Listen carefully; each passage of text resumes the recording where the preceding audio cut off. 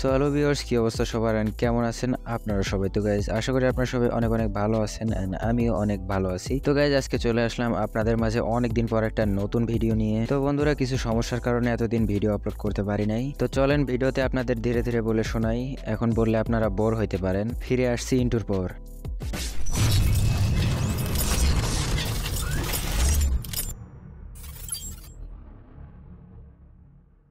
তো গাইজ আমার কাছে মূলত এই দুইটা ব্যাটারি প্যাক আছে। এই ব্যাটারি প্যাকের যে বিএমএস দুইটা আছে, এই দুইটা আলাদা আলাদা এবং কিছুদিন ধরে হালকা পাতলা একটু সমস্যা দিতেছে। এই বিএমএস দুইটার মধ্যে একটা হচ্ছে 40 এম্পিয়ারের, আর এই পাশে দেখতে পারতেছেন এইটা হচ্ছে 60 এম্পিয়ার। তো এটা খুব একটা মেজর ইস্যু না এটা। তো আমি চাচ্ছি দুইটা ব্যাটারিতেই একই রকমের বিএমএস থাকুক দুইটা। তো তার জন্য আমি দারাজ থেকে দুইটা বিএমএস অর্ডার করি আর সাথে অন্য কিছু। তো আজকে ডেলিভারি হাতে পেয়ে গেছি, চলেন এবার খুলে দেখা যাক। তো প্যাকেটটা খোলার আগে আপনাদের আগে বলে রাখি, এটার প্যাকেজিংটা আমার একদমই পছন্দ হয় নাই। জিনিসগুলো শুধু পলির মধ্যে বইরা দিছে, বলতে গেলে একদমই বাজে ছিল। যাও গা, চলেন এবার খুলে দেখা যাক ভিতরে জিনিসগুলো আছে কিনা। যেমনটা বলছিলাম, জিনিসগুলো যেহেতু অনেক ধাক্কাধাক্কির পর এসে আমাদের হাতে পৌঁছায়, তাই অন্তত হালকা পাতলা বাবল র্যাপ করা উচিত ছিল।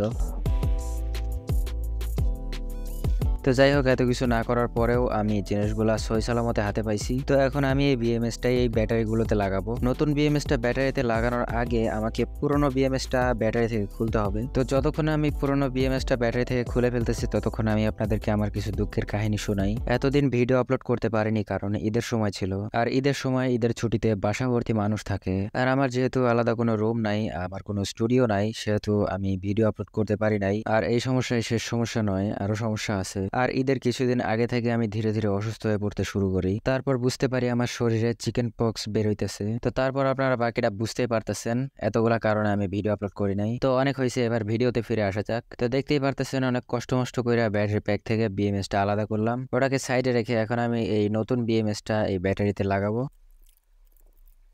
তো এইটা আর আগেরটা শেপের মধ্যে অনেকটা পার্থক্য দেখতে পাইতেছি। তো আপনারাও আশা করি বুঝতে পারতেছেন কতটা পার্থক্য আছে। আগেরটা কিছুটা লম্বা আর বর্তমানটা দেখতে কিছুটা স্কোয়ার টাইপের। তো চলেন এবার এটাকে জায়গা মতো লাগানো যাক। কিন্তু তার আগে আমি আপনাদেরকে মিটারের সাহায্যে চেক করে দেখাই কোন তারে কত ভোল্ট আছে। তো আমি এখানে ব্যাটারির মাইনাস প্রান্তটাকে ধরে এই সাইডে পালাম 4 ভোল্ট, আর এই সাইডে দেখাচ্ছে 8 ভোল্ট, আর একদম সর্বশেষ প্রান্তে 12 ভোল্ট। এখন শুধু বিএমএস সার্কিটে যেখানে যেই ভোল্ট ইন্ডিকেট করা আছে সেখানে সেই তারটা লাগিয়ে দিলেই বেশ কমপ্লিট। তো বন্ধুগণ, চলেন এখন ঝটপট করে সোল্ডারিং শেষ করা যাক।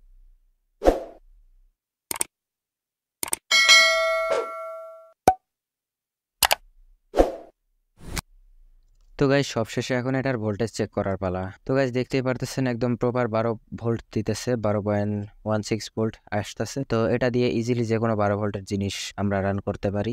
সো গাইজ এই ছিল মূলত আজকের ভিডিও। ভিডিওটি ভালো লাগলে একটা লাইক করে দিন, আর এই ধরনের আরো ভিডিও দেখতে চ্যানেলটি সাবস্ক্রাইব করে পাশেই থাকুন।